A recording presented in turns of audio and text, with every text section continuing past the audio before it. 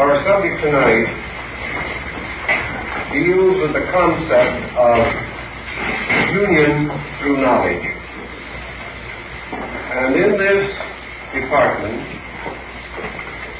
we must first clarify some general misconceptions concerning the substance of knowledge.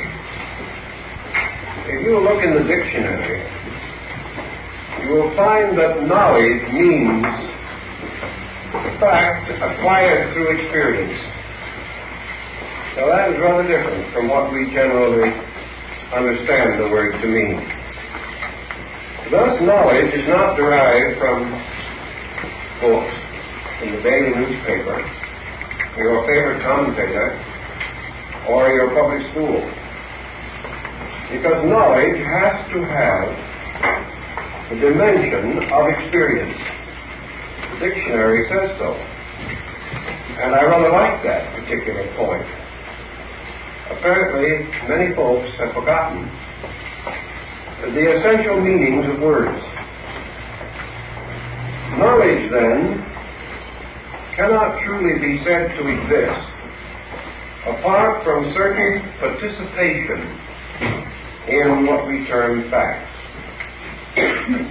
And this participation means the inclusion of a dimension of internal activity.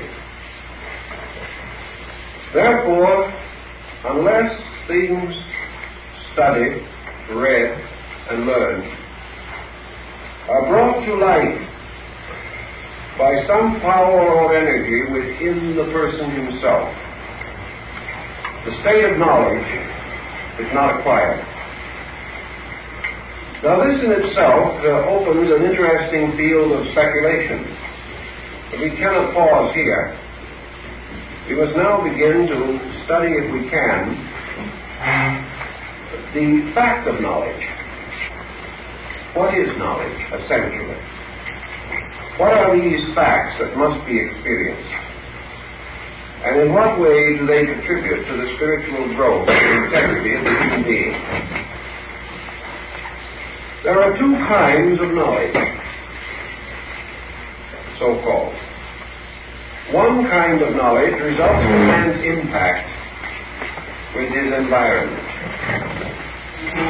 and the resulting inflowing of the testimonies of the sensory perceptions. There is another kind of knowledge which comes from within the person and usually must be experienced through application.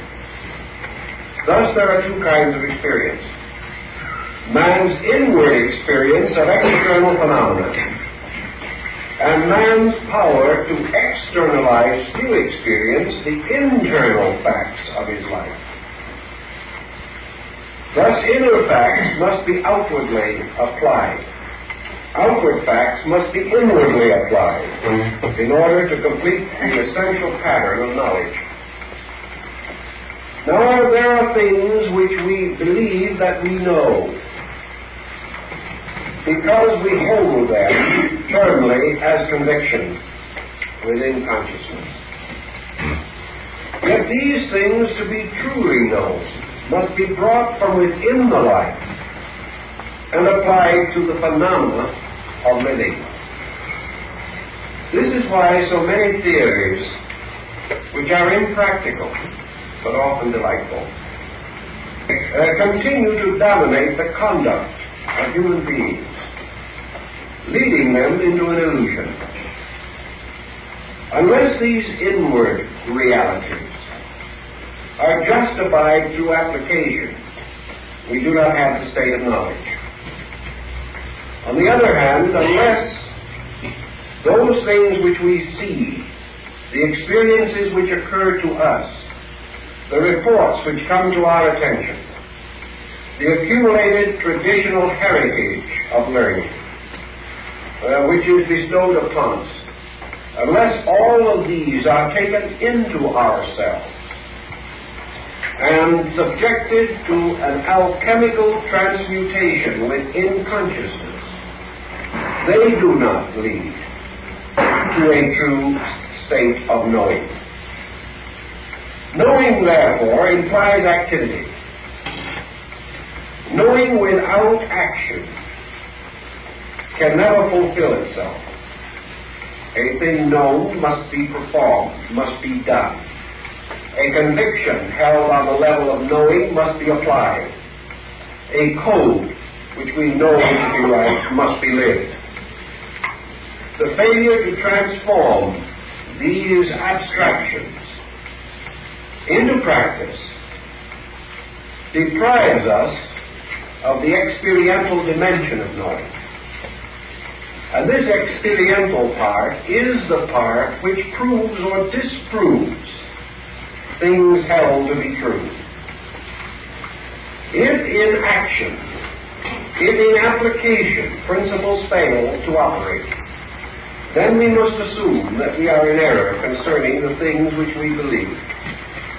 A man holding a certain attitude toward life, if he finds this attitude is not productive to better living, should reflect, and in all probability finds that he has erroneously interpreted ideas which may in themselves be sound, but which he has misunderstood. Knowing, therefore, most of all implies a laboratory procedure, a process of trying all things and clinging unto that which is good. And that which is outward knowledge must be applied to our inward convictions, to the patterns of motivation within us. If the things which happen to us do not enrich our inner living, we have failed to accept them. And instead of knowledge, we have ended in opinion, prejudice, conceit, fantasy. Actually, if we wish to take an empirical position, which is present strongly in Eastern philosophy, any experience of any kind which does not advance our internal life has been misunderstood by us.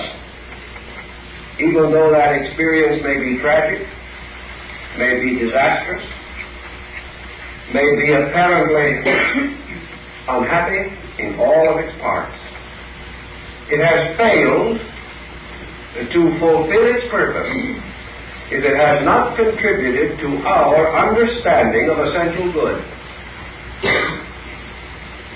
Now, this might appear to come very close to a platitudinous viewpoint, but either this statement is empirically true, or else the universe is meaningless. Either disasters have purpose, or they do not. If they have purpose in a universe ruled by good, that purpose must be good. And the end of all tragedy must be the support and enrichment of good. Thus, if our external occurrences have not enriched us, we are deficient in essential knowledge. If our internal attainments have not induced us to enrich our world and to profit others and to live well, then again, we have not justified the requirements of the principle of knowledge. The next thing to consider then is that knowledge per se, or in substance, in essence, in fact, implies two situations or conditions. One is the thing knowing, and the other is the thing known. Knowledge implies a knower. And knowledge consists of the enrichment of that knower, or the communication of fact to that knower. Thus, we have a twofold relation in life, which we like to term subject-object relationship. In our view of living, the knower is the subject. Knowledge is the object of life, we feel, is to grow. To grow implies increase not only of form, but of knowing. Thus, in Western thinking, the knower is an accumulator. He is an existing being, a principle, a fact, a spiritual living substance, a self, capable of possessing knowledge, capable of accumulating knowledge, capable of remembering knowledge, and achieving a kind of growth through the enlargement of knowledge, so that we regard a person whose knowledge is greater as a person of larger stature and attainment. We consider, therefore, to apply the term wise to the individual is to signify attainments, and that such a person has the internal ornamentation of superior wisdom or learning. The subject-object relation is the cause of a considerable amount of philosophic debate. It brings many correlatives into action. Upon it other things depend, and it in turn depends upon interpretations of basic principles. So we assume for the moment, but we're not going to leave it there, but we will assume for the moment that each of us is a knower, and that each of us desires to know.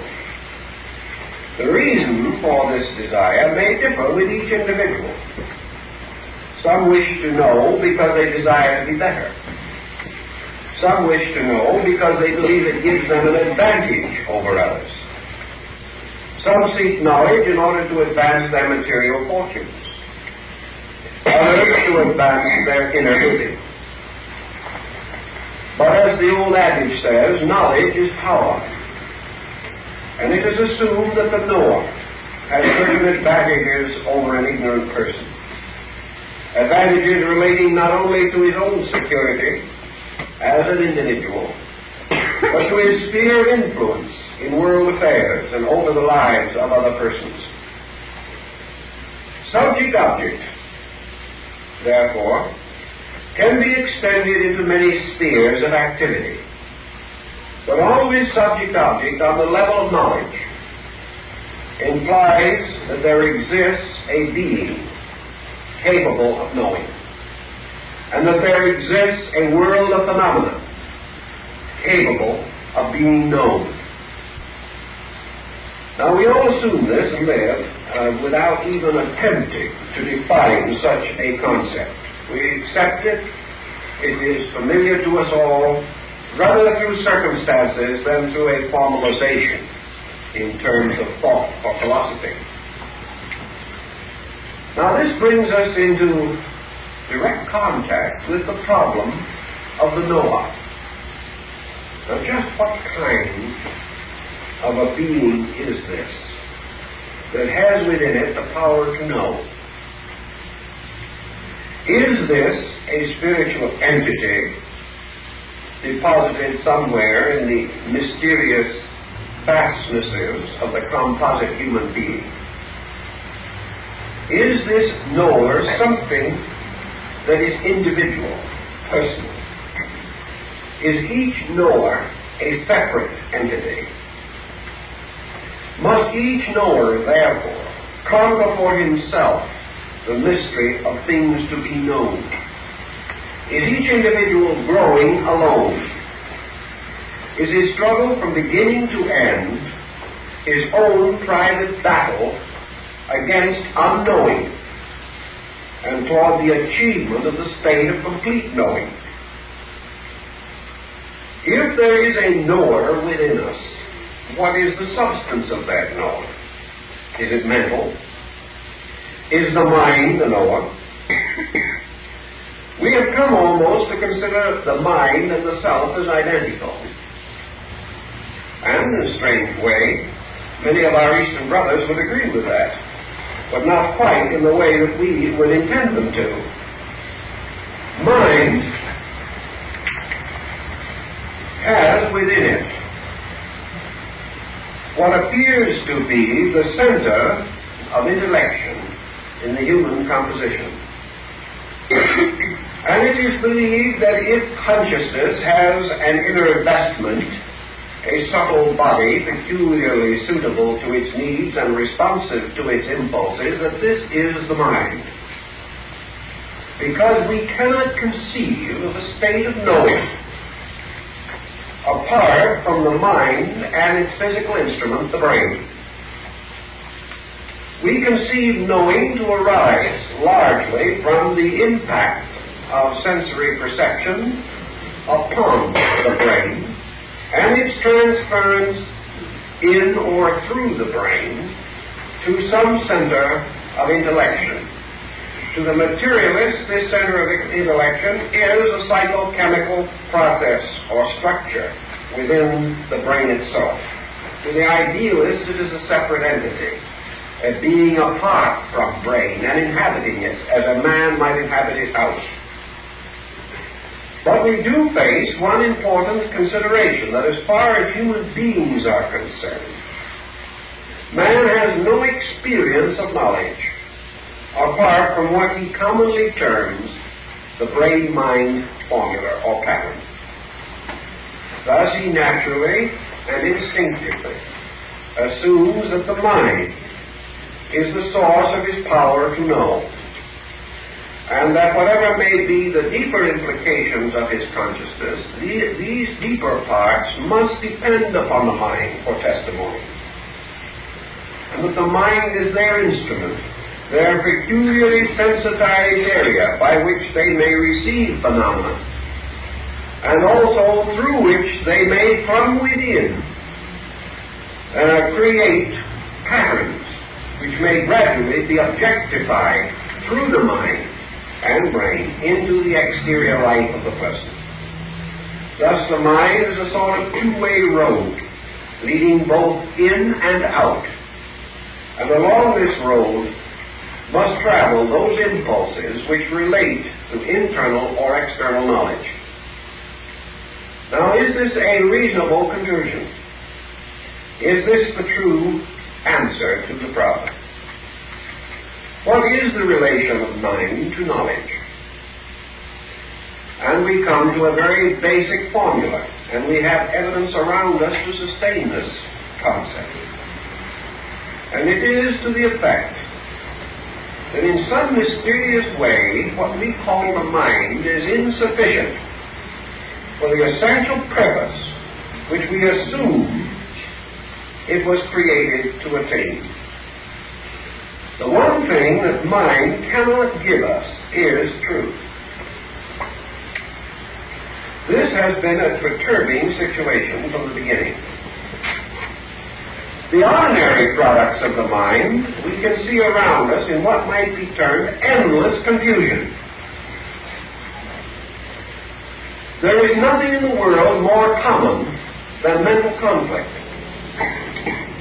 Yet if mind has within it the power of the actual and factual possession of knowledge, then there should be an inevitable motion throughout all life, intelligent life, towards identity. If the mind had the power of rapid and immediate perception of realities, we could have very few differences, because we cannot assume that the inevitable diversity of opinion represents a diversity of fact. It cannot. In the religious world, for example, we have within the field of Christendom nearly 500 sects, each one of which feels that it possesses a peculiar authority, that its own interpretation is peculiarly correct. Now, something is obviously lacking, and the thing that is lacking must be the truth itself. Because if these possessed a truth, they would possess this in common. And about that which is known, there cannot be opinion. But about that which is unknown, there cannot be certainty. We live in a world which indicates that up to the present time at least, the intellectual equipment of man is incapable of bestowing certainty. If there was certainty, we would not have war. We would not have the endless divergence of opinion among the learned, the schooled, and the skilled. We might still suffer from the opinions of those without knowledge. But we would not find that those who increase in knowledge can still retain highly separate, highly antagonistic attitudes on the same subject. Thus, we must come to the conclusion that either the mind is incapable of the final experience of a reality, or else at this time in human evolution, the human being is not sufficiently advanced to make possible a common experience of mind. And therefore, by either definition, the mind is not immediately available for the solution of the basic problems of life. If the mind is not available, are we to assume, therefore, that these problems are unsolvable and must remain so until some future time, some infinite time to come, in which evolution, growth, unfoldment, education, or culture will so enrich man's inner faculties that he may possess this power of common agreement? There is a tendency, but a very slow and gradual one, for agreement to arise. And the evolution of man does indicate that on certain matters he is gradually attaining a more holistic perspective. But as yet, this is far from being sufficient to his needs. Now in the West, emphasizing the Noah, we enter into an incredible cycle of individuation. We then conceive the human race to be composed of an infinite number of separate beings, each of whom must depend fundamentally and basically upon its own knowing power for its security in every department of living. We have learned that collective security does not result in individual security.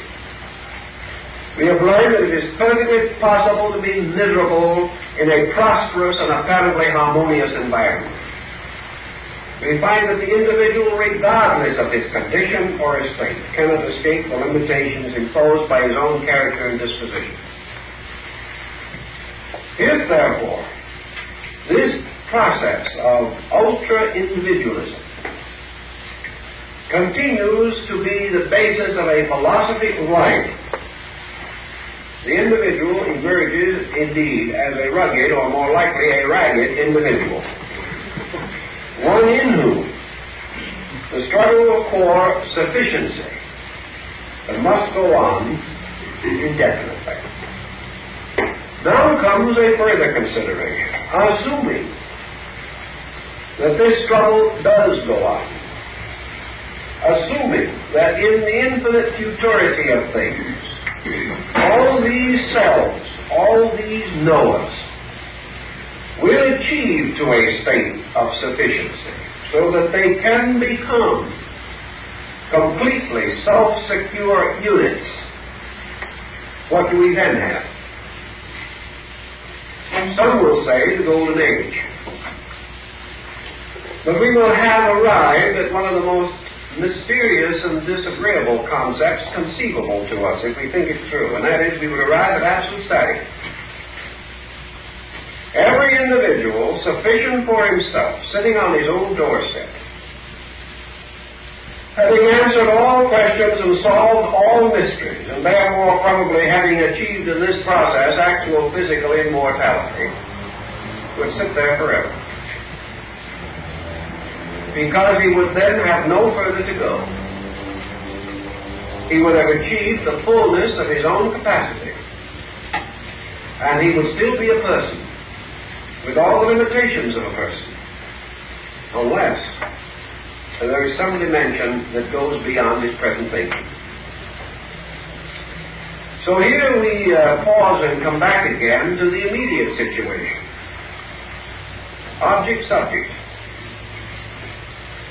The subject man, the object knowing, or knowledge. And the next consideration which arises from this. If knowledge is legitimate, what is its purpose? Have we conceived even for a moment the essential nature of the purpose of attaining a state of knowledge? We cannot assume, for example, that any definition which relates purely and simply to our material concerns can be sufficient. After all, does it make any great difference on the level of materialism whether a man dies a sage or an imbecile? What is the difference? He is just as dead in either case. Therefore, on a material level, his intelligence is valuable only as a community asset. It is valuable only to others and not to himself. Because wise or foolish, learned or unlettered, he must go down to the dust with all his kind. If we are not material, and assume that there is a survival of consciousness beyond the mortal state in which we live, then the dimensions of knowledge open a little, but we are cursed with a new dilemma. If such is the case, and we are the citizens of a larger universe, and this is merely an interlude in our existence, then of what value is what we learn here when we leave here? Supposing we have mastered the intricacies of chemical gardening, are we going to assume that in the Elysian fields we will have any need for it?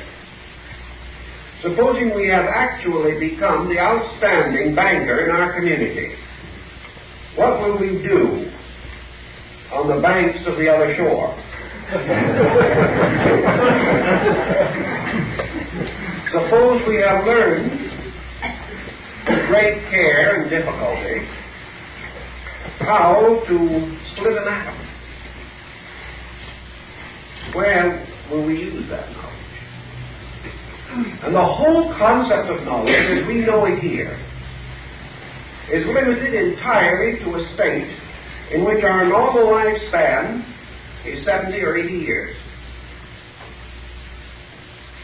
Now there are some, and this includes both Easterners and Westerners, who like to contemplate the doctrine of rebirth, who like to feel that there is a continuity of life not only in space but in this world, and that the individual may well use knowledge gained here at some future time. He may come back here. But assuming the present rate of progress, and assuming the philosophically accepted interval between embodiments, supposing we had died in the age of Charlemagne and had been born today, what would the knowledge and skill we had then do for us? If George Washington came back here today after an interval of only less than 200 years, what would his attainments in most departments mean to him? Assuming that which is obvious, namely that most of the things that we do today will be obsolete within a century, that most of our most boasted discoveries will be reversed in 200 years, or will be so far advanced by that time that our knowledge concerning them today would seem little more than infantile. Here again, it looks like we're wasting a great deal of time. Because if we do not do something to housing, banking, and related matters within the next couple of thousand years, by which our present standards are obsolete, we will have made very little of progress in some very important fields. So we cannot assume that the knowledge of particulars, here again through the processes of training, will be too valuable to us. And experience also seems to indicate that these very forms of knowledge must be relearned in any event upon embodiment, because we have very few instances known, if any, in which a court stenographer of the Roman Empire was born with a shorthand book in his hand or with any greater facility to learn the subject than he had. So here again the problem rests. But the philosopher might go a little further. He might be hitting a little closer to the truth. He might say, yes, that is true of banking and stenography. It is true of chemistry and art and literature and music. But is it true of morality? Does the ethical standard of man survive? Is honesty going to be any different 2,000 years from now? Is integrity going to be any different? It may be applied in different ways, but is the principle of the power of the individual to weigh all things and cling unto that which is good, does that change? Is there any real difference between Greek or Roman honesty and American honesty? Is there any difference between Hindu idealism of the days of the Vedas and modern idealism? Have these changing times anything to do about man's internal capacity to adjust and therefore to survive? Let's accept that for a moment and think about it. Let us grant it. Let us grant that there may be a kind of ethical knowledge, a kind of knowledge resulting from the enrichment of character, from the enlargement of understanding, from the generosity of spirit. There's that kind of knowledge might have a survival value. It might have a survival value here. And it might have a survival value somewhere else in case man has an immortality apart from here.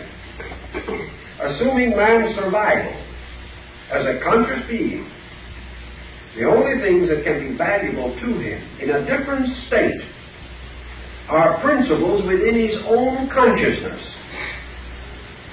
which must be applicable to any state in which a reasonable creature can exist. That's a delightful thought.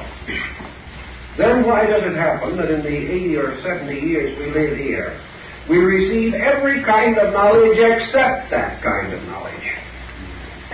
And that every effort is made to make us into good bankers and brokers, but it is only by a desperate effort of our own, accompanied by privation and reverse, that we are able to attain to the kind of knowledge that might have a survival significance. Why are these surviving possibilities ignored almost completely throughout our educational system, except in certain sectarian departments? Knowledge, then, must be considered as of two kinds. That by which we can live well here, and that by which we might hope to live well forever. And that knowledge by which we might live well forever anywhere must, on the level of philosophy, have precedence over that which is only useful under certain conditions and at certain times. And there are probably persons here who have been forced in midstream to change their ways of life because the arts, crafts, trades, or sciences with which they were acquainted in their youth and for which they prepared themselves have no longer any vitality. It's like a friend of mine who spent the second half of his life moaning over the fact that he was probably the best buggy whip manufacturer in the country. All he is, nobody wanted any buggy whips. So it has been a matter of often readapting education to the changes within a lifetime, let alone within the great changes of history. But we begin to see a residue of knowledge here that seems to have a permanent significance. And this knowledge goes deeper and deeper into ourselves and relates primarily to these great principles, which must have validity wherever beings with a consciousness such as our own have an existence. If this consciousness does not exist, or does not survive, then there is no validity to any point in this argument. But if it does survive, and does have an existence, and the individual continues, there is one thing reasonably evident, that if he exists at all, he must get along with himself. We do not know who else he may have to get along with, but if he survives, he must get along with himself. And up to now, that has been one of the most difficult programs that the human being has been faced by, because everything that we learn teaches us to get along with someone else. Not that we do that very well in most cases. That is where the training is emphasized. The object-subject problem carries us a little further. Subject, as Noah, must confront a tremendous mystery, and must sometimes contemplate the incredible panorama of that which must be known. We think that some humans are rather smart, but actually in the presence of the unknown, we are all fools together. With all the attainments that we have made, we have not even lifted the fringe of the unknown. And as we proceed further, we come nearer and nearer to bewilderment, because the vastness of the universal plan is simply beyond our comprehension as beings. Even if we continue for countless aeons of constant and industrious discovery, we would still be faced by the unknown. And we would come nearer and nearer to the realization that there is a mysterious dark wall that divides the known from the unknown. And any subject on the level of the objective, which we follow long enough and trace carefully enough, goes slowly towards this dark wall and disappears. The noumenal side of existence, the source of things, the causes for things, and the reasons for things, are never immediately available to us. We may observe manifestations, but the nature of the manifesting power is eternally elusive. We have no ability. We can divide matter until matter disappears. And yet when it has disappeared, nothing has been lost except our ability to find it. So we are constantly in the presence of effects, which as we trace them to their causes, seem to disappear and leave not a rack behind. Yet these causes and these causes alone are solutional in the level of knowledge. For without the knowledge of cause, all men are ignorant. Now then, can the knower know cause? That's a very large question. And upon that, we must pause for a moment to consider the relation of the knower to cause. Assuming cause as a supreme fact, and assuming cause to possess within itself the potential of all effect, we must come to the conclusion that if there is anything in the universe that knows all, that thing must be totality itself. Nothing else can. No part can never know all.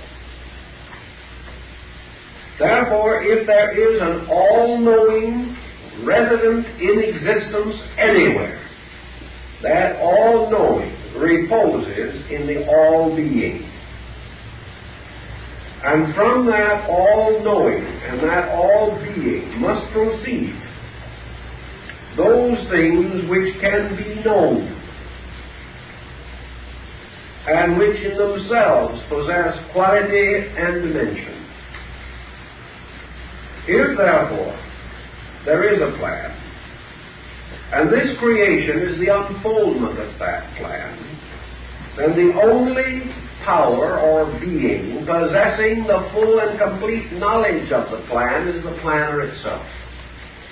The parts can never know, because no part can ever know more than itself. Because the moment it retires to the source of its own existence and becomes identical with self-knowledge, it has reached the termination of its own identity. So all-knowing must depend upon an all-knower. And an all-knower must be totality. Must have within itself the capacity of complete existence. And that this complete existence may be regarded as knowing or unknowing is a tremendous question. Is this complete existence to be defined as the all-conscious? Or is it to be defined as the unconscious? In other words, does the root of existence so completely transcend knowing that totality is superior to knowing? Therefore, as an existence apart from knowing, and consequently, whatever its state may be, it is remote even from knowing. Man creates the term unconscious to describe the root of his own or the collective consciousness. But whether he is using this term to mean that which is unconscious or that of which he is unconscious is another large question. Like the small boy who took the attitude, I don't see it, therefore it isn't. Is this term really indicative of anything known, or is it merely indicative of our own desperate effort to define an abstraction? Now, if we assume a totality at the root of existence and follow certain Eastern systems of thinking, we are going to come to the conclusion that totality is superior to knowing. Therefore, that knowing is a dependency upon totality. And for that reason, knowing can never know totality, because it is inferior to it, or posterior to it in concatenated descent. There was an ancient Babylonian formula, Chaldean also, which says that each thing may be known by that which is anterior to itself, but cannot be known by that which is posterior to itself. In other words, a larger may know all of its parts, but no part may know all of the larger part of which it is a part. Therefore, superior natures may know inferiors, but inferiors may not know superiors. And we use knowing now in the sense of fact by experience, or by actual identification. Thus, the possibility that man is not so foolish as he sounds when he says, my house, my hand, my eye, my body, my mind. That mind is a possession. Mind is something like a body, but is not to be considered as identical with that which possesses, or that which divides, or that which claims proprietorship through anterior order, or through superior state. So, assuming for thus the moment, as we seem to have to assume in Eastern philosophy, that totality alone can be all awareness. And also assuming or accepting that which we must accept, namely that we are not going to arrive at a valid definition of totality. Because we are not going to be the little fish that could swallow the ocean. We cannot understand that which is infinitely beyond us. Therefore, we are not going to define totality. We are merely going to reason about it. Perfectly aware, as Buddha pointed out, that our reasoning probably will be higher foolishness.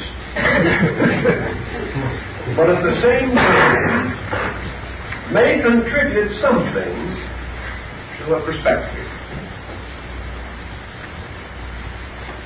This totality, if it be,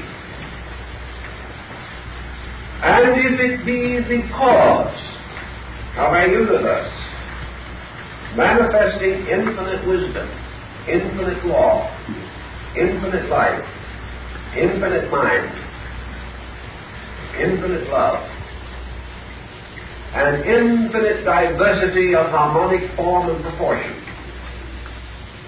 from all that is knowable, from all that is visible, from all that is tangible and to be experienced by man, we derive the grand concept of a universe which is manifesting a supreme skill, a supreme artistry, a supreme sufficiency in the forces by which it was fashioned, by which it is maintained, and by which it unfolds through infinity. Thus, while we cannot define the nature of this infinite, we can become negatively conscious that some of its attributes are in themselves so sublime, so completely sufficient, so transcendent in the manifestations of their power, their integrity, and their validity, that we cannot but assume that the source of these things must in itself be a summation of the known and the unknown in terms of an infinite splendor. Thus, by negative approach, we come to the conclusion that totality is deficient in nothing. That is, to use the Pythagorean term, that it is superabundant in all things. That it is the eternal fountain from which flows everything conceivable. And all of these outpourings, themselves orderly, complete, systematic, sufficient, glorious, beautiful, and good. If this be true, which our limited perspective seems to imply, then we can apperceive but dimly, but still we can sense the infinite, limitless power at the root of existence, and have certain confidence, certain assurance that the cause is no less than its effect, and that as we see but part of the effect and are overwhelmed thereby, that the totality must be inconceivable.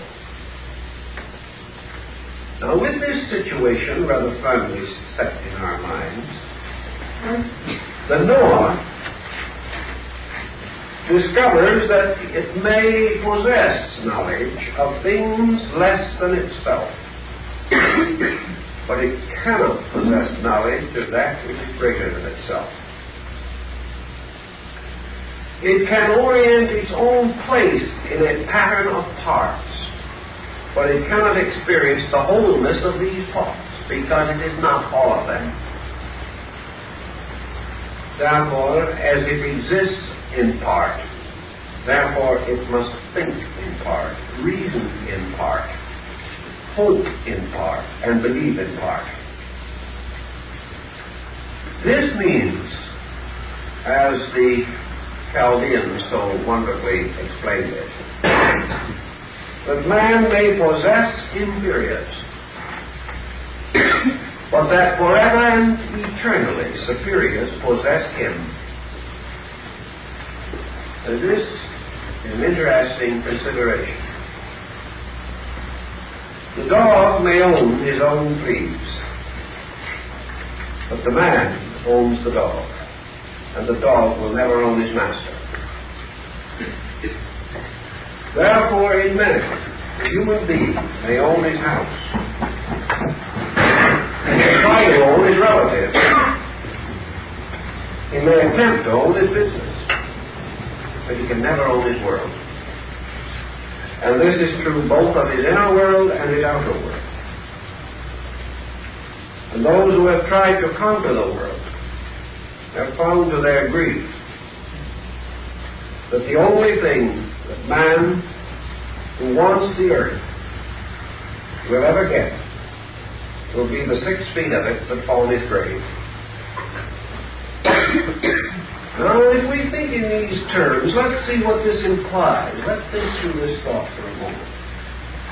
A man may know that which is inferior to himself, but must only be known by that which is superior to himself. This becomes his relationship between God and nature, between which man stands, as Goethe says, twixt heaven and earth, dominion weakly.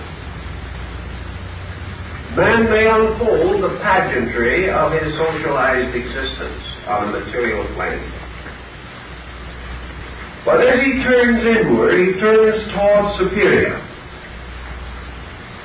And his relationship with his own origin is always a negative relationship, whereas his relationship to the things over which he has authority is a positive relationship.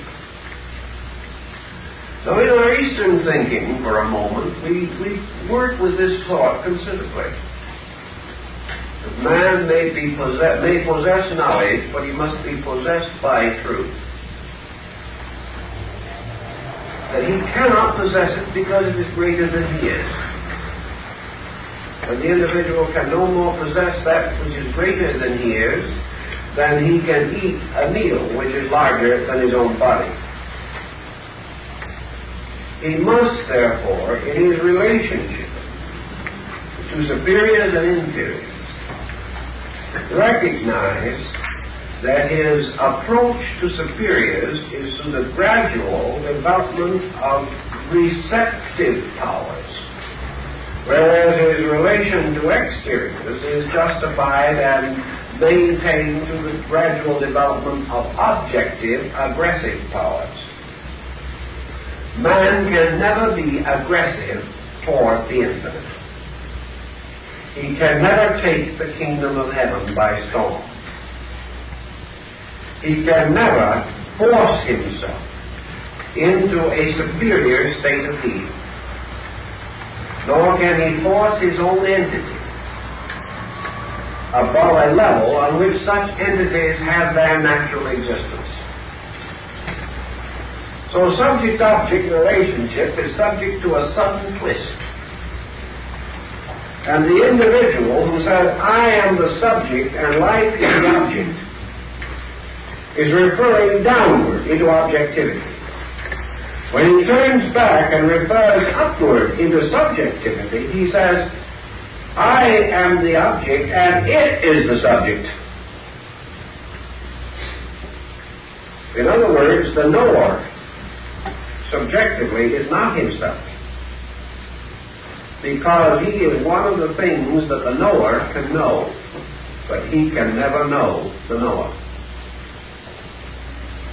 Thus his relationship is turned, and instead of being positive to an environment that is negative, he suddenly finds that he is negative to an environment that is positive. His spiritual salvation, therefore, depends upon the fact that he is known not the fact that he knows. This is the root of mysticism. Because mysticism is man entering into a receptive relationship to superiors. Now, we do not mean by receptive negative. We do not mean that the individual gradually becomes a non-entity. But we do mean a disciplined receptivity. Now, a disciplined receptivity depends on something, and here's where your disciplines in this yoga become important.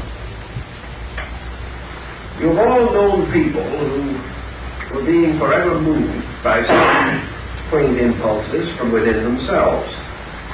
These impulses have led them from one infirmity to another. They have also perhaps developed spiritistic tendencies and are being controlled by anything from a pendulum to a Ouija board. These individuals are receptive enough to please anyone, but they are not receptive in the philosophical sense of the word. They are just plain negative. They have chosen to permit themselves to become a vacuum, and as a result have gradually accumulated the trash that was floating around in space. This does not mean the things that we intend to imply. The individual passing along his way of life moves from one level to another. It would be inconceivable that a child who is 2 years old could enter into a state of divine expectancy, close his eyes, and become 18 years old. We would be very, very much upset if anything like that occurred. Because before he can be 18, he must be 17, 16, 15, 14, and so on, year by year. Before internally he can gradually ascend to a condition superior to his present state, he must fulfill his present state and not avoid it or evade it or believe that he can. He does not, therefore, fulfill the requirements of a disciplined existence by reverting to a primitive state. We might almost say that there is here the difference between childishness and childlikeness, which is a great difference. Small people are childish. Great sages are often childlike in their simplicity, their humility, their gentleness. The tremendous development of faith and beauty in them. They have certainly moved from a most unsophisticated condition through a sophisticated world and have restored their own unsophisticated internal. They have grown through confusion back again into integration. And in integration they have found peace, security, and a childlike faith in the reality of things. They have passed from not knowing through partial knowing to a kind of knowing, which does not imply any degree of sophistry, such as we know in education or culture today. So that the disciplines involved are that the individual shall grow, shall form out of his objective life the pedestal for his subjective life. And that for him, while he is in this world, or while he is part of this cycle of existences, cannot safely proceed to the most sacred laws and practices until he has fulfilled. He must fulfill the law and the prophets and not destroy them.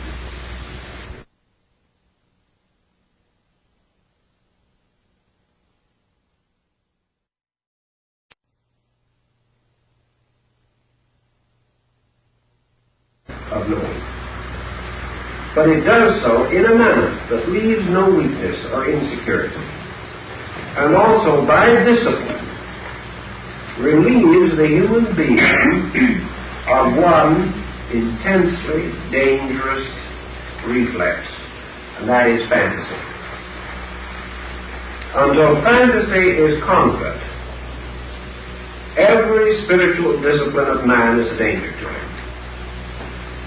Inasmuch as fantasy can and usually is mistaken for an advanced state of knowing. Fantasy exists as long as the various departments of man's personality are undeveloped. As long as the human being is selfish, he can fall into fantasy and does.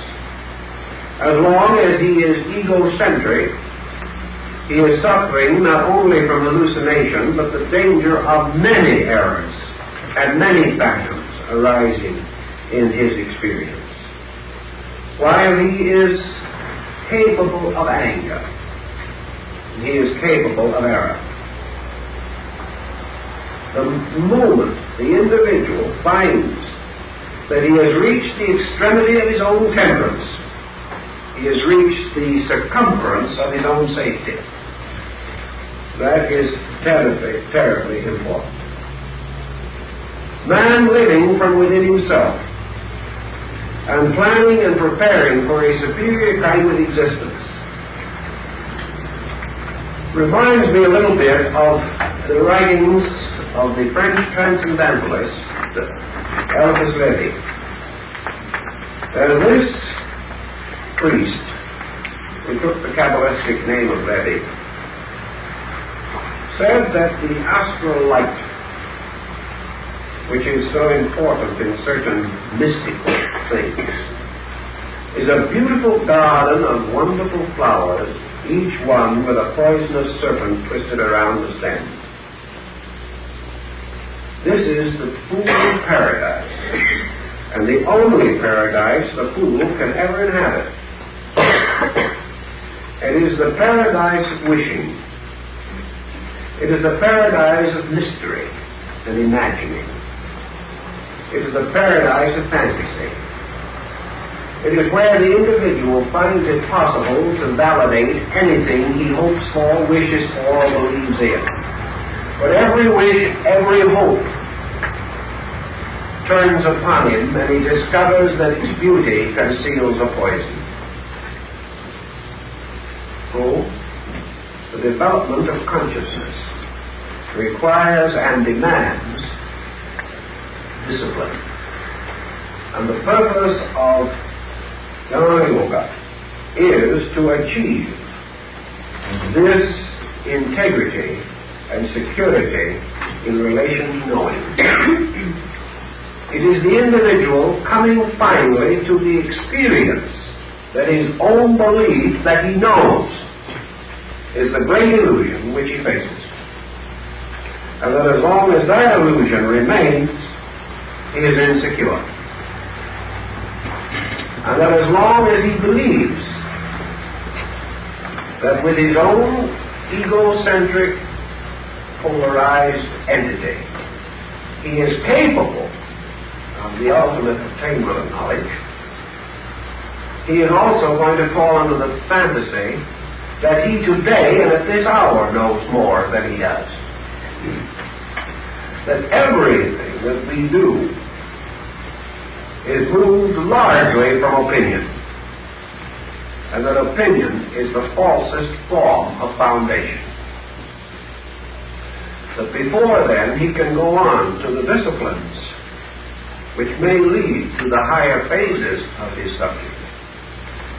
He must free himself from the illusion of false knowledge, and the illusion that knowledge can be possessed by him. This is a long road, and what we call learning is the gradual discovery that we do not know. Now, in line with the thought that we had last week, friends have suggested that about this time in the talk, we give everybody a 5-minute stretch. How many folks would think that's a good idea? All right, let's have a 5-minute stretch and then go on. Everybody can get up.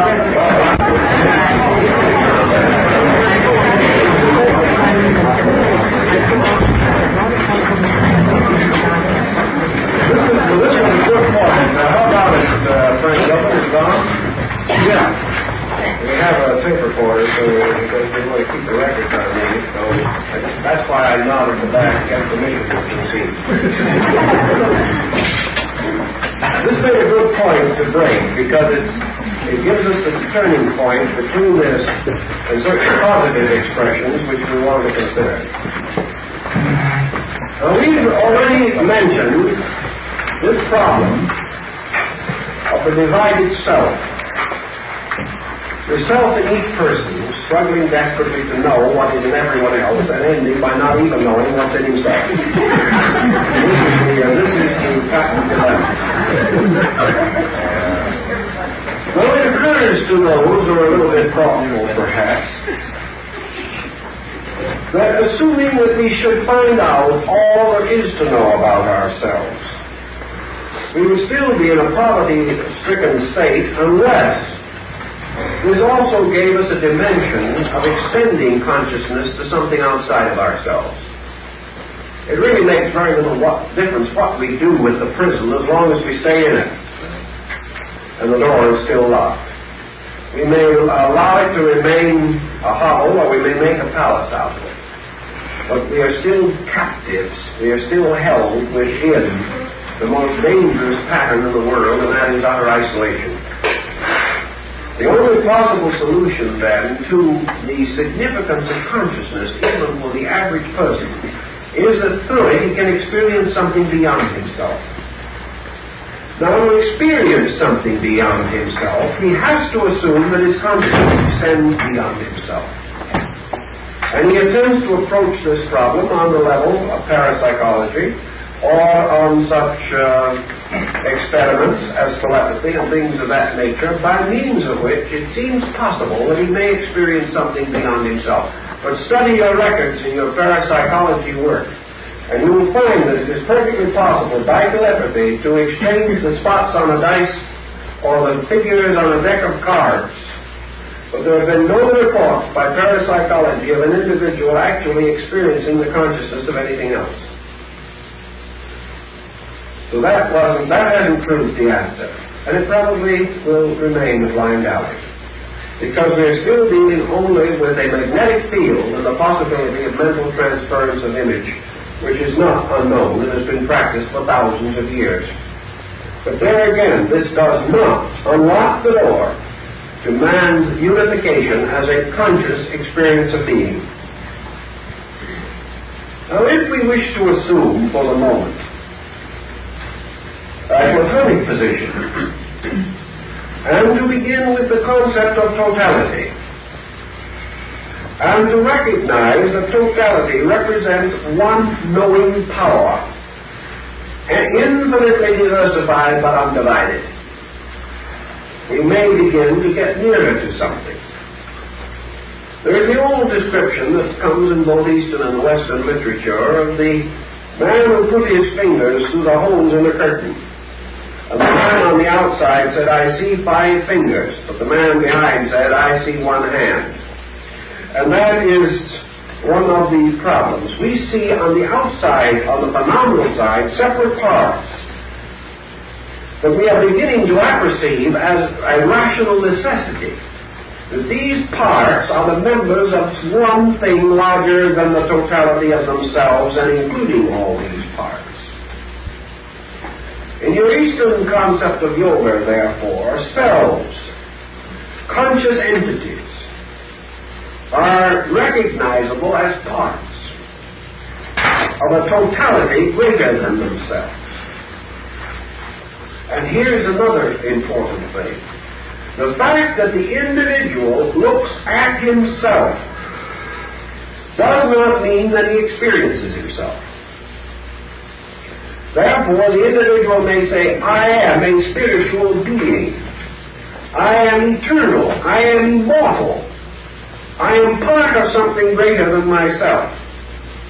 But still, because of the position which he takes in actually making these statements, he cannot experience the thing he states. He's blocked by the fact that these are the phenomenal observations of his own unit of intelligence.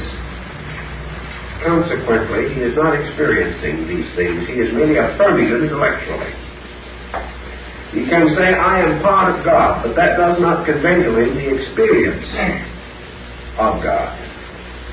Nor does it convey to him the actual proof of the statement that he himself has made.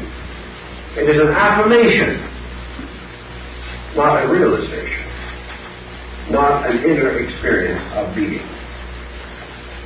Beginning, consequently, with the concept of totality and moving downward, we come to the basic problem of what constitutes the essential nature of totality. And here, as I have said, we are merely using words. We do not know whereof we speak. But we have certain internal apperception of some phase, some fringe of what we mean. There is something there, whether we're able to integrate it in our own idea or not. And the thing that we intuitively or inspirationally know or believe with great conviction and intensity is that this totality consists of the absolute unity, not only of things visible, but of principles invisible, of energies, of qualities, of emotions, of thoughts, of ideals, of dreams, of aspirations, of every conceivable and inconceivable function of this mysterious and elusive thing called consciousness. Therefore, essentially, this totality represents more than what we would term cosmic consciousness, more than what we would call the infinite or the absolute in our religious, theological understanding of such terms, more than the term God as we use it in a sectarian way. It represents something which transcends even the concept of being as creature or as a separate and recognizable entity. It is no longer God sitting up somewhere. It is no longer law moving from some radiant center. It is no longer a spiritual sun shining in a celestial firmament. It is beyond all of these things. And we conceive of it as boundless, definitionless, limitless, and all-pervading, all-diffusing allness, deficient in nothing conceivable to creatures. This in itself then becomes, to a strange way, or in a strange way, a vast ocean, an incredible space sea. In the Old Testament, in the old Jewish writings, in Genesis, it is said that the waters which were above the firmament were divided from the waters which are beneath the firmament. And the waters above the firmament were called in the old rabbinical law the Shemayim. And this was the infinite, all-permeating sea of light. It was everything. It was the infinite spirit matter, the infinite space-time, the infinite life substance, the infinite consciousness intellect, and yet infinite, boundless, and thereby by definitionless. For that which is not with definition of form or kind cannot be defined by thought or word. It is therefore an all-permeating, all-pervading totality of life. So what would be said, what could we say concerning the mood of this? How is it to be experienced? Totally experienced, we probably do not know. Because even the greatest mystic, even the greatest saint and sage in his samadhi or in his trance, the greatest mystic in his apatheistic ecstasy, cannot be said with certainty to have experienced the totality of it. He has come so close to something that he has been overwhelmed by it. But he cannot be said to have permeated to its core or to its infinite completeness. He has touched it, and already he is consumed. He has never known, as far as we can conceive, the totality of this thing. Because with the equipment and the power that we have, even the breath of it is almost more than we can conceive. Yet this totality, this infinite and complete unity of all objectivity and subjectivity, of all content and capacity, this thing which Berney calls bis and abyss, nothing and all, time and eternity. This tremendousness of reality must also be conceived as this complete all-fullness of the thing which we term consciousness.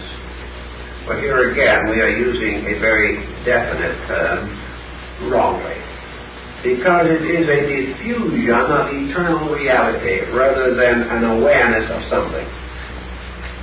And this diffusion of eternal self-knowing reality has been represented by an incredible symbolic deity, forever in a state of meditation upon itself, and forever releasing creation internally through an experience of will and yoga. Something by which existence comes into being within it by its will, by its own nature, and it remains forever in meditation, and its meditation is creation, and existence is a mood of this eternal existence itself. And theoretically, in the old sacred books, we are told that if the meditating being arouses itself, then creation is dissipated, because it exists only as the dream within the eternity of the eternal dreamer. It is something that is a little too elusive for us, especially in the West. It gets to be too subjective for us to be able to follow it adequately. Now, there's one more quality of this we must mention, however, and that is, to use a phrase used by Gabriel Watts, this being is indeed the all-pervading. It is something which is neither here nor there, but is everywhere, always. It is no further from the individual than himself. It is within him, around him.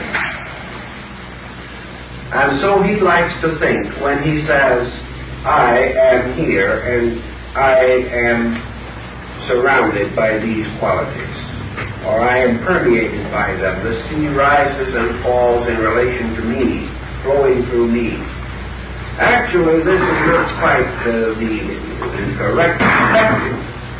What really happens is that this is forever there and here.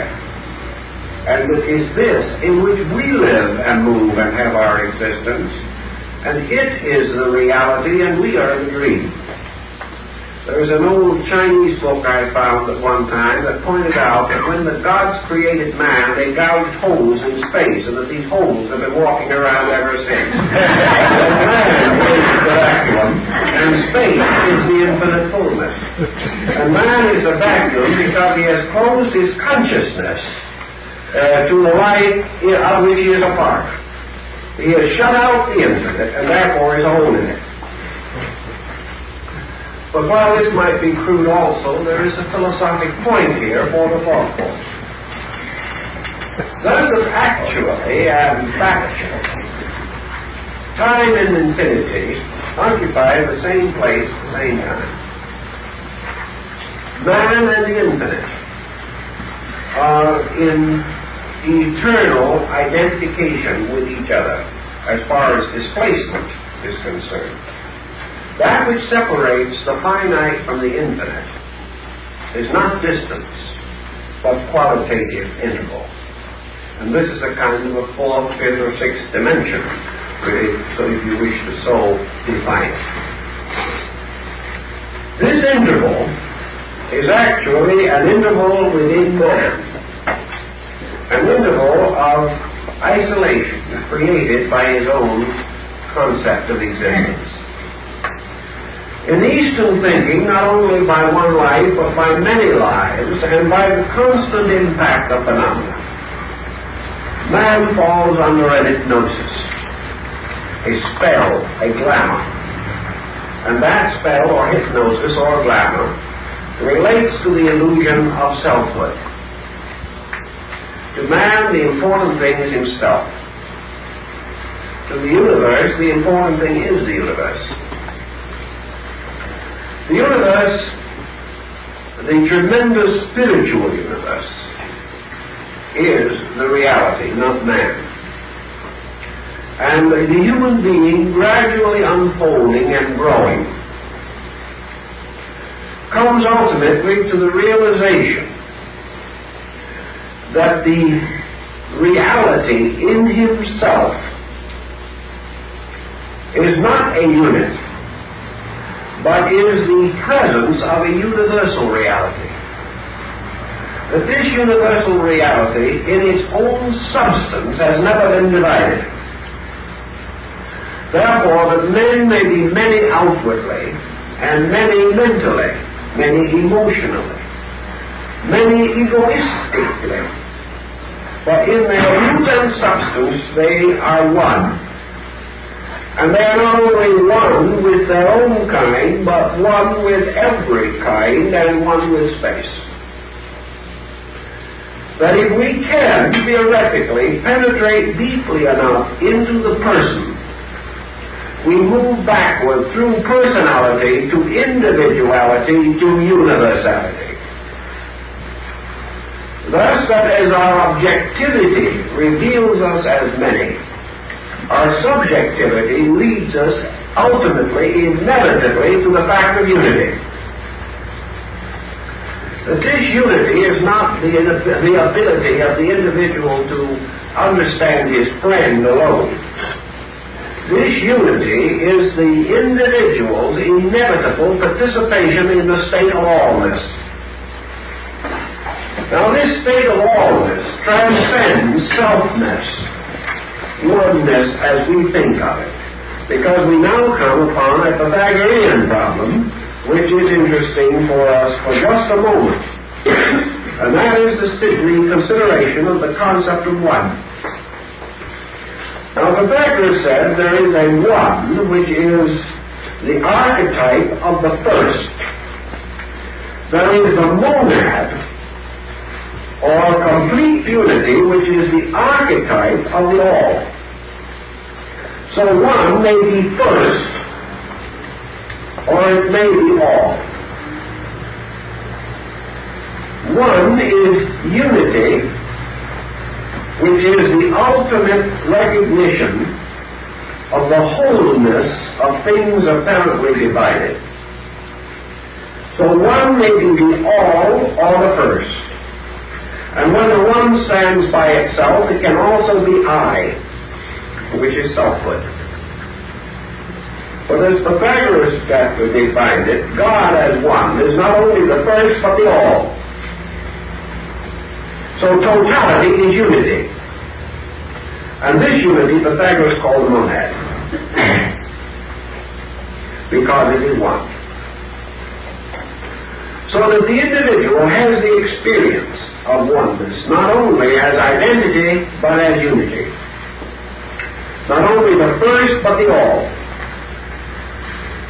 Not only the sum of parts, but the totality, which is a concept superior to the sum of parts.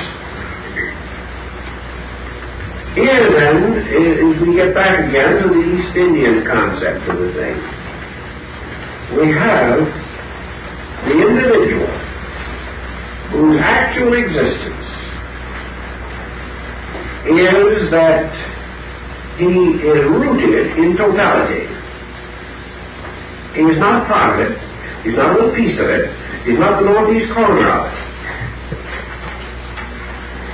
And as he moves in toward it, he does not move into a totality. He moves into totality itself. He does not become one with something. He becomes the totality of that thing. The individual, therefore, as he approaches totality, must ascend gradually through division. And he must transcend the concept that these units which he has termed himself are parts of a totality. Because the totality itself is not partial. It is as though you took a black curtain and you made many small pinholes in it and put one light behind. On the other side, each light would be a separate light. And the philosopher might say, yes, but they are all rays of one light. That would be good. But there is something beyond that. We can simply leave out the rays part. They are the one light. They are not its extensions. They are not its manifestations. They are not its conditions. They are not little pieces of it. They are it. So the central sense of I-ness in man is simply a little hole punched in the infinite, in this darkness. And what he sees, he calls himself. But actually, it is not a fragment of a greater self. It is not a part of it. It is not an individual spark of the eternal flame. That is a good figure of speech, but you have to understand it, or that will lead to a mistake. It is a very poetic statement if understood correctly. Because this totality, it doesn't even cast off sparks. It is always all present, everywhere, forever. And the reason why it appears to have separateness is because on the objective plane, the vehicles of its manifestation have what appears to be a separate existence, without the realization that they exist because of this complete unity, and that their life belongs to it. So gradually we come to the concept that in the totality of things there is one body, creation. And whether it's the ant, or the man, or the planet, or the star, there is one body. And what we call body appears to be a number of forms because we can move in and around the parts of them, but the totality of form is a unit in itself. There is one mind.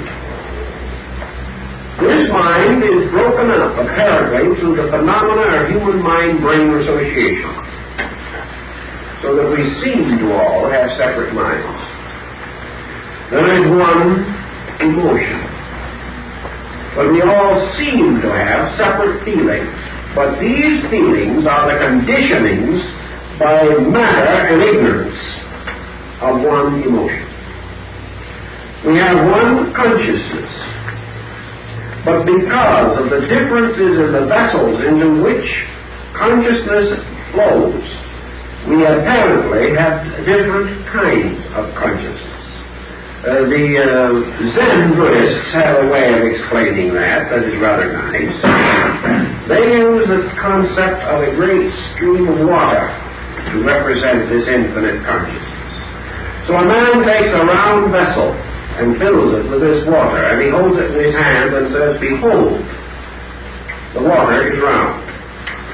Another man comes with a square vessel, fills it, says, "No, water is square." And another man comes with a long thin pipe and fills that. And he says, no. Water is a long thin pipe. In other words, the concept is that this universal reality appears to take the likeness of the forms which hold it. And wherever the diversity of forms appears, we are inclined to assume that these forms define the proportions, dimensions, and attributes of this principle. But actually they do not. The motion of this principle causes it therefore to be susceptible of being described as an insect, as a bird, as a blade of grass. But none of these descriptions define that principle itself. And in each kingdom of life, in each way of life, there are symbols which are apparently the manifestos of life. But the life itself is one. The root is one. The inevitable energy is one. And this energy, differentiating on levels of consciousness, intelligence, force, represents first unities of these things within its own sovereignty, being it all. The totality of consciousness is a manifestation of being. The totality of intelligence, or mind, intellect, is a manifestation of being. The totality of force is a manifestation of being. Consciousness, intelligence, and force are a triune aspect of being, at the base of an infinite diversity of trinities and triads and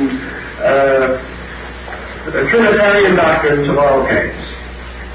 But these three themselves, consciousness, intelligence, and force, are again merely appearances, forms, modifications of that which is all of them and is itself also totality, continuum. So in its pure totality, being is the absolute, indivisible completeness, deficient in nothing, that is required or possible in an infinite manifestation of its own nature. Man, going into himself then, has to move inevitably as an experience of consciousness, backward or inward, toward source. This is his only home. The only way home is back into source. If he continues to go out objectively into phenomena, he can go out to the furthest reaches of space, but he will still be imprisoned, because he can never escape by extending himself on a level. And on the level of matter, he can go to the end of time, but he will never escape matter. Therefore, he will never find reality. He must recognize that the ladder of faculties and powers which he has within himself must be climbed by himself toward his own source. And that the only way out of ignorance is toward reality. And the only place that reality is accessible to the individual immediately is through the release of his own internals, his own internal powers. Here is his immediate participation in the infinite. Through discipline, therefore, he is taught to overcome one by one the negatives, by means of which he is held to a state of maya or illusion.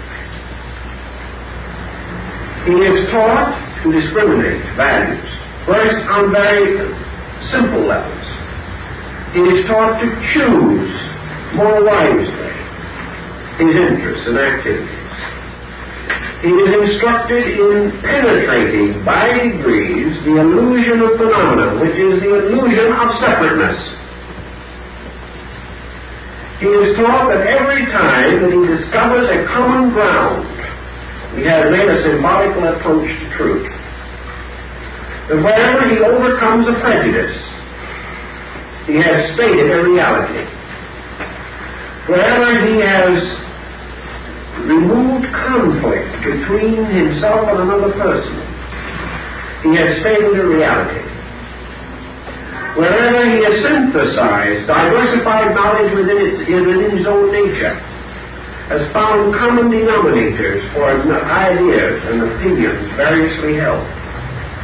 Wherever he has found a link between his own profession and the work of another man, wherever he has found a common ground between the contentions of one creed and the pretensions of another, wherever he has gradually gained the skill to experience unities, where previously he beheld only diversities, to this degree he begins a gradual series of affirmations by action, statements by conduct, moods by conviction,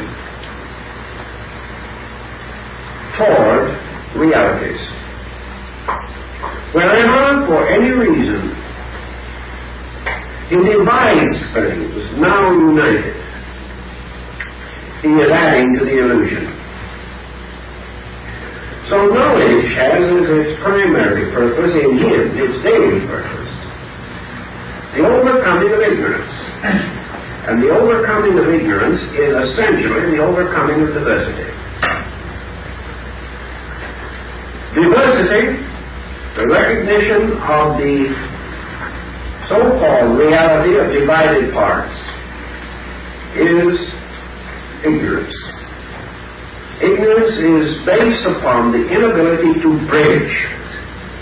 The ignorant man lacks bridges between himself and life, between himself and others, between himself and the prevailing opinions, knowledge, doctrines, ideas, beliefs of his time. He therefore improves himself in order that he may understand. And understanding is again an experience of unity, often through sympathy. Understanding, knowledge, then, has as its internal primary, its great purpose, this demonstration of identities, the proving through experience of sovereign realities larger than parts, and solving any problem of parts by discovering the superior unity which controls them. A man studies an art or science. He cannot proceed long before he realizes that the arts and sciences are part of one thing. He studies science, then he studies philosophy, then he studies religion. But ultimately he learns that these are three names for one essential principle. As knowledge increases, he discovers the identities of these three and their integrity as elements of a unit or of a larger design. So he discovers that above religion, science, and philosophy is the over-concept of truth itself. That they are dimensions or extensions of the idea of truth on a level of illusion or imperfect mind.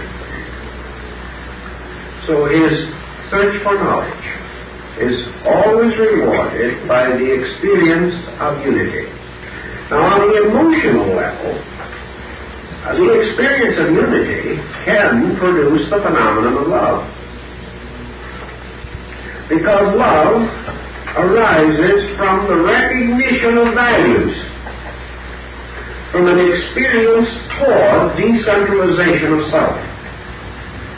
There can be no real love unless there is a bridging between self-purpose and service to another creature. Therefore, love is the giving of self to another. It is a departure from self. It is an escape from isolation, which is a term for selfhood. Love, therefore, is the recognition of the good in another. It is the service of that good in another. It is the dedication of personal energy, power to an impersonal or non-personal objective, the service of another. Therefore, it helps to break down egocentricity. If it is possessive, it tries to draw the object of its affection, and in so doing instantly ceases to be loved.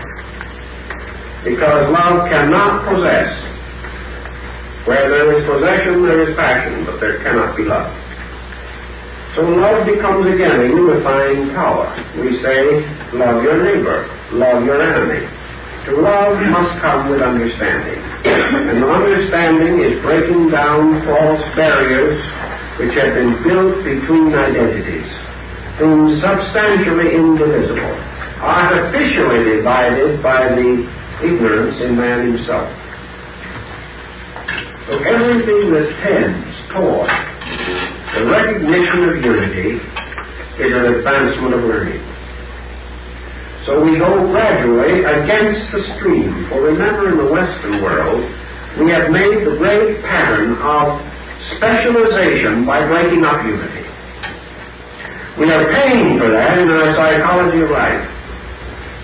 We are paying for the glorification of fragments by gradually becoming more and more fragmentary as a civilization and less able to unite, cooperate, or work together for any common objective.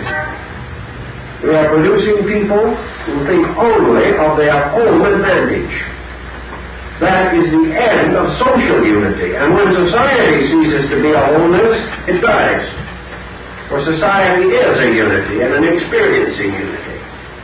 And society depends for its survival upon the good of the whole, being elevated above the rights of the individual, yet under a lawful and proper order.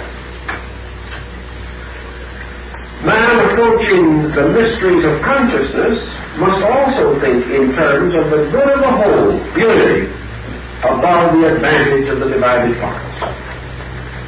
So he proceeds, and knowledge continues to increase in him as an experience of identities. For this is essential knowledge. It's nice to learn to speak Greek. It's very pleasant to learn to square the circle or trisect the angle. But essential knowledge is the constant pushing toward the recognition of unity. That is essential knowledge. On any and all levels, it causes the individual to ascend to the experience of a totality of some kind. And every totality is a miniature of the universal one. Every totality is a symbol of infinite unity. So that which lives in the approach to totality is living perpetually in a state of worship. Whereas that which lives in a sense of fragmentation is living perpetually in a state of blasphemy, in the discrediting of the divine power, the perverting of its agencies, the misuse of its principles. Knowledge, then, is always moving toward this unity. Not on an intellectual level, but gradually on an experiential level. The individual is learning to become aware of unity.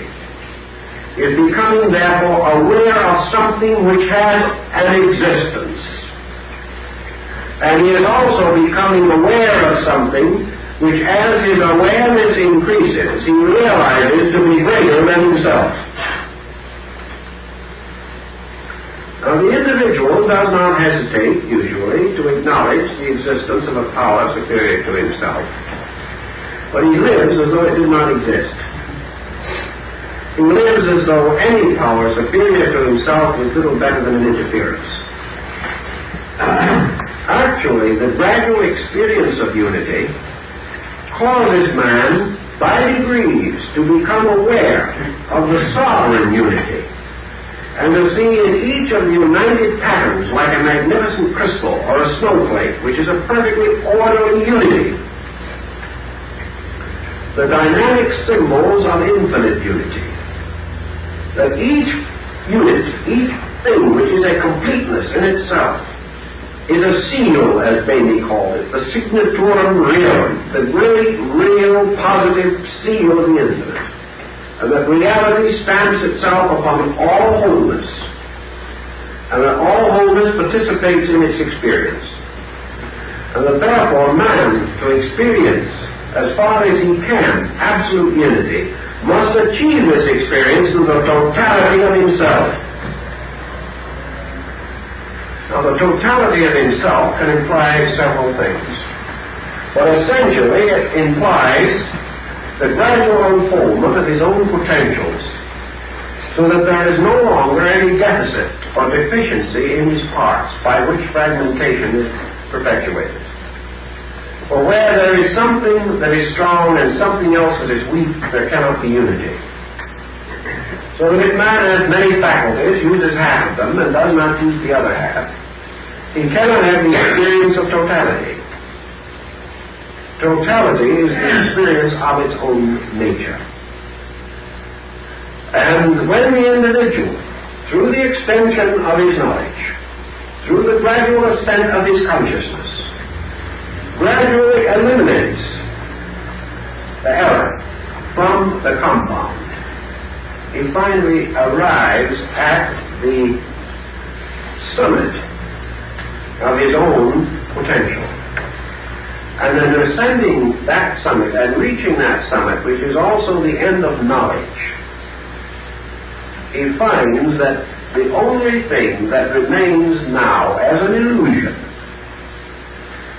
is himself as the observer of all other things. That between him and the infinite, there remains only his own determination to see or examine the infinite and to know it. And that as long as this interval remains, he is not in a state of identity.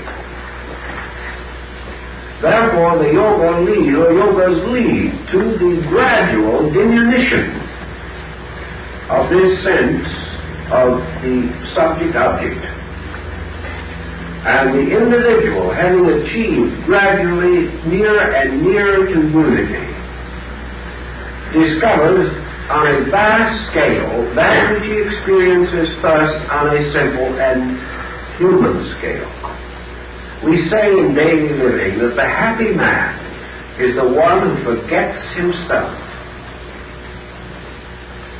That is also true of the great achievement of yoga. The sublime man, the illumined man, the individual capable of the infinite experience of illumination and identification, is the person who has forgotten himself. And in having forgotten himself, has become susceptible of or capable of the infinite experience of being. So as self-forgetfulness turns us from our small sorrows to more useful living, so the supreme act of self-forgetfulness makes available to man the complete re-identification of himself with undivided being. Now, the individual says, I dive into the ocean and I am lost. We do not know that that is so. We know, however, that the individual approaches an undefinable state of absolute transcendency.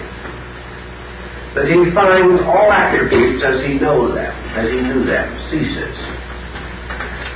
But with this also comes an incredible sense of infinite security.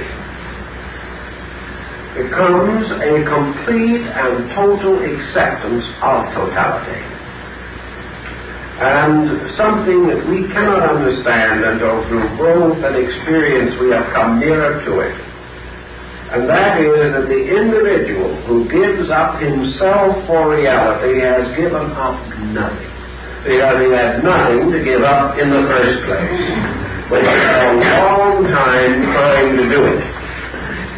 And that therefore, at the end, instead of being a little self absorbed in the sea, he is actually the dreamer who has awakened. The only trouble is, he has no concept of what that waking state is. The only thing that he can conceive of is that he has passed from a state of seeming to a state of being. And because everything that he knows and thinks about has been part of a dream, he is afraid to awake. And because he has no concept of what lies beyond, he considers that waking is annihilation. But there is no evidence that such is the case. For waking is total experience of consciousness. And the individual who joins this consciousness and becomes aware of and immediately diffused in totality lies not at unconsciousness but all consciousness. And in all consciousness, the individual becomes not a God, but God. Therefore, becomes identical with the infinite life, wisdom, love, law. And as this moves all things and is the root of all consciousness, it cannot be said to be oblivion. It is a transcendent state for which man has no available definition. But it can only arise as gradually the illusion dies through the disciplines of knowledge. And through knowledge, man comes finally to know that which is desirable. And in achieving this end, he gathers the resources of his nature for the final decision to awaken. And this final decision brings him into something not knowable by knowledge, but which he could not attain without the experience of knowledge to lead him, guide him, direct him, and in various ways protect him from the illusions and the compounding illusions which come in man's questing. So this, in substance, is all we can do tonight, for the time is up. And we'll have to save the further consideration of this and other problems for a discussion on writing.